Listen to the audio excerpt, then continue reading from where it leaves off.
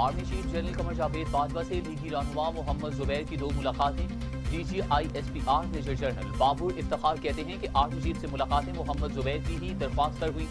दोनों मुलाकातों में DGISP मौजूद थे। मुलाकातें नवाज शरीफ और मरियम नवाज से मुताल्लिक थी। Army chief general Qamar Javed Bajwa ने वाज़ेह किया कि कानून मसाइल अदालतों और सियासी मसाइल पार्लियामेंट में ही हल होंगे।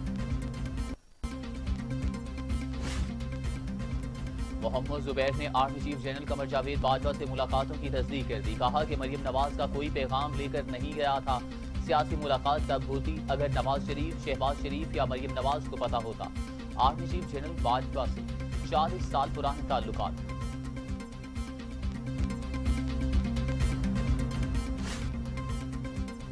बिलावल भुट्टो सरदारी का किसी भी मीटिंग में शेख रशीद के साथ न बैठने का ऐलान। तस्दीक की कि अस्करी क़यादत से मुलाकात हुई।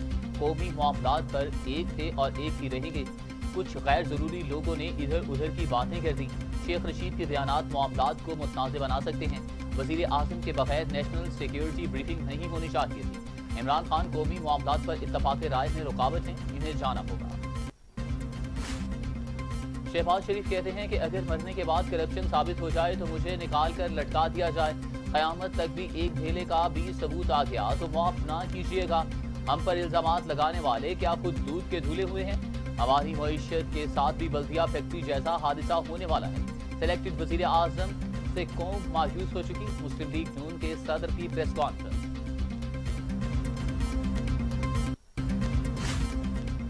नवाज शरीफ के किसी नुमाइंदे ने आर्मी चीफ से मुलाकात नहीं की। मरियम नवाज का दो टोक मौक़िफ़। कहते हैं कि डिनर हुआ या नहीं इसका कोई इल्म नहीं।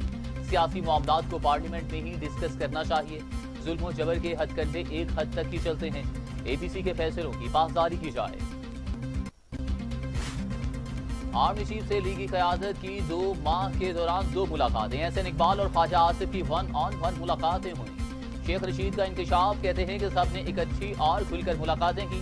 मरियम नवाज जिस रोज सच बोलेंगी इनकी सियासत का आखिरी दिन होगा। पहली मुलाकात में शहबाज शरीफ और मैंने एक ही टेबल पर खाना खाया।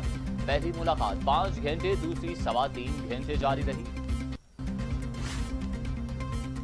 एहसन इकबाल ने शेख रशीद के दावों को झूठ करार दे दिया। कहते हैं कि आर्मी चीफ के साथ कोई 1-on-1 मुलाकात नहीं हुई। शेख रशीद ऐसी मुलाकातों के हवाले से झूठ बोल रहे हैं।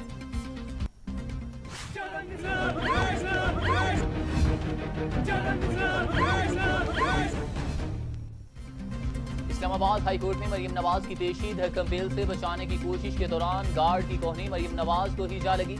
लीगी रहनुमा कुछ देर अपना कंधा पकड़े रही। शौहर कैप्टन रिटायर्ड सफदर लोगों के पीछे धकेलते रहे।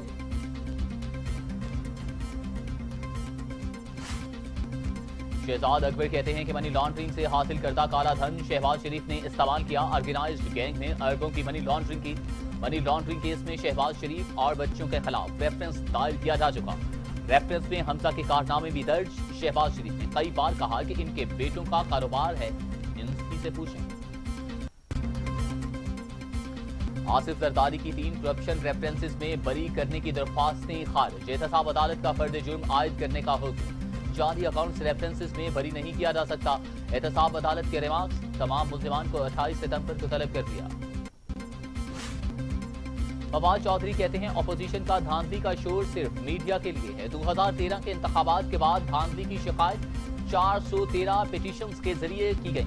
कौमी असम्बली के 137 हल्कों में धांधली हुई। इसके बरअक्स 2018 के इंतखाबात में सिर्फ 90 हल्कों की पिटीशंस दायर की गई। इन 90 पिटीशंस में 45 इलेक्शन पिटीशंस PTI ने फाइल की। फ्याजुल हसन चौहान कहते हैं कि शहबाज शरीफ को गिरफ्तारी साफ नजर आ रही है। इनकी गिरफ्तारी किसी की जाती ख्वाहिश या सियासी इंतकाम नहीं बल्कि बेमिसाल करप्शन के बायस एहतसाबी अदारों की जरूरत है। शहबाज शरीफ अपने भाई और भतीजी की लगाई गई आग बुझाने की सरतोड़ कोशिश कर रहे हैं।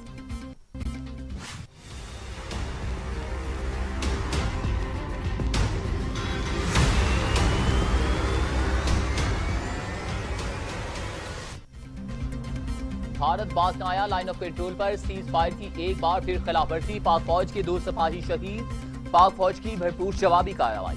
भारतीय पोस्टों को निशाना बनाया। दुश्मन को भारी जानी और माली नुकसान।